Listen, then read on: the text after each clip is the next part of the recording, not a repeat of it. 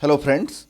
आज जो है लसा मसा के नेक्स्ट सीरीज में आपका स्वागत है। और हमारे पास एक क्वेश्चन है जो कि एसएससी में पूछा गया है। क्वेश्चन ये है कि 2.4, 0.36 व 7.2 का महत्तम समापवर्तक कितना होगा। तो देखिए, अगर ये सिंपल क्वेश्चन होता 24, 36 और 72 का महत्तम समापवर्तक निकालना होता तो सभी लोग निकाल लेते। यहाँ क्वेश्चन में थोड़ा सा कंफ्यूज करने की सोचा गया है। तो आपको कंफ्यूज नहीं होना है। पहले आप क्या करेंगे, दशमलव हटाएंगे सभी संख्याओं से।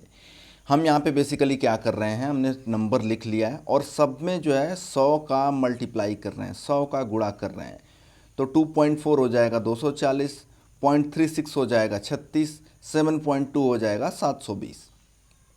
अब देखिए, इसका आप जो है गुणनखंड निकाल के 36, 240 और 720 का मौसा निकालेंगे।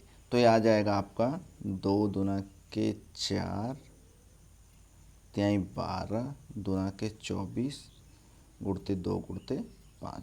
36 का आप निकालेंगे तो आ जाएगा 2 दूना के 4 त्याई 12 त्याई 36। 720 का आ जाएगा 2 गुणते 2 गुणते 2 गुणते 3 गुणते 3 गुणते 2 गुणते 5। ठीक है। अब देखिए, अगर मैं 240, 36 और 720 का मौसा निकालना चाहूं तो ये आ जाएगा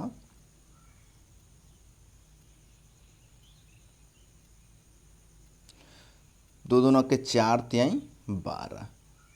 ये फैक्टर सब में कॉमन है, यानी कि इसका जो है मौसा आ गया 12।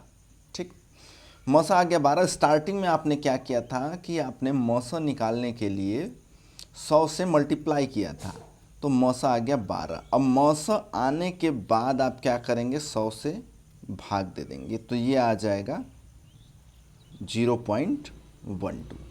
तो आपका आंसर हो जाएगा सी। एक बार मैं फिर से रिपीट कर रहा हूँ। हमारे पास क्वेश्चन जो है 2.4, 0.36 वो 7.2 का महत्तम समापवर्तक कितना होगा। तो देखिए, आपके पास आंसर है 12, 1.2, 0.12, 120। अगर ये दशमलव नहीं होता तो आप इजली जो है हाईएस्ट कॉमन फैक्टर निकाल लेते, लेकिन दशमलव दे के यहाँ पे कंफ्यूज करने की सोचा गया। तो आपको कंफ्यूज नहीं होना है। सभी संख्याओं में आप 100 से मल्टीप्लाई करेंगे, ये आ जाएगा 240, ये आ जाएगा 36, ये 720। इसका हम जो है मौसा निकालेंगे तो ये आ जाएगा 12। जो मौसा आया, चूँकि हमने स्टार्टिंग में 100 से गुणा किया है हर एक संख्या में, तो मौसा आने के बाद हम 100 से भाग देंगे, तो इसका आ जाएगा आंसर 0.12।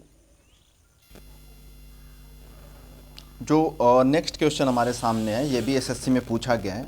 और क्वेश्चन है कि 2/3, 3/5, 4/7 और 9/11 का लसा कितना होगा।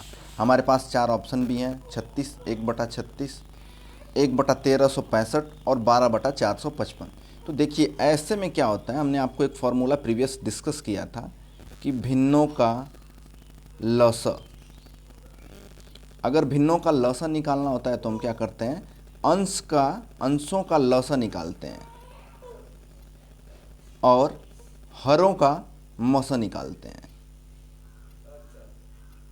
तो देखिए, यहाँ पे आप क्या करेंगे, आप निकालेंगे 2, 3, 4, 9 का लसा और 3, 5, 7, 11 का मौसा निकालेंगे। जब यहाँ पे 2, 3, 4 और 9 का लसा निकालेंगे आप, तो ये आ जाएगा 36। और 3, 5, 7, 11 का आप मौसा निकालेंगे तो ये आ जाएगा 1। तो हमारा आंसर हो जाएगा 36। अब आइए लसा मौसा आपको निकाल के दिखाते हैं, मौसा निकाल के दिखाते हैं। 3, 5, 7 और 11 का, 3 को लिख सकते हैं 3 × 1, 5 को लिख सकते हैं 5 × 1, 7 को लिख सकते हैं 7 × 1, 11 को लिख सकते हैं 11 × 1। तो देखिए, इसमें सबसे बड़ा कॉमन फैक्टर क्या है, 1 है। सबसे बड़ा कॉमन फैक्टर क्या है, 1 है। इसलिए 3, 5, 7, 11 का मौसा कितना आ जाएगा, 1 आ जाएगा। अच्छा, अब जो है मौसा आपको निकाल के दिखाते हैं 2, 3, 4, 9 का। 2, 3 4 9 का 2 से जाएगा, ये 1 हो जाएगा। ये देखिए 3 डिवाइड नहीं होगा तो इसे एज इट इज़ लिख देंगे, 4 डिवाइड हो जाएगा तो इसे 2 लिख देंगे, 9 डिवाइड नहीं होगा तो इसे एज इट इज़ लिख देंगे। फिर से 2 से ले जाएंगे, 1 3 1 9। अब देखिए 2 से जाने की गुंजाइश नहीं है तो 3 से ले जाएंगे, तो 1 1 1 3। अब 3 से ले जाएंगे तो 1 1 1 1।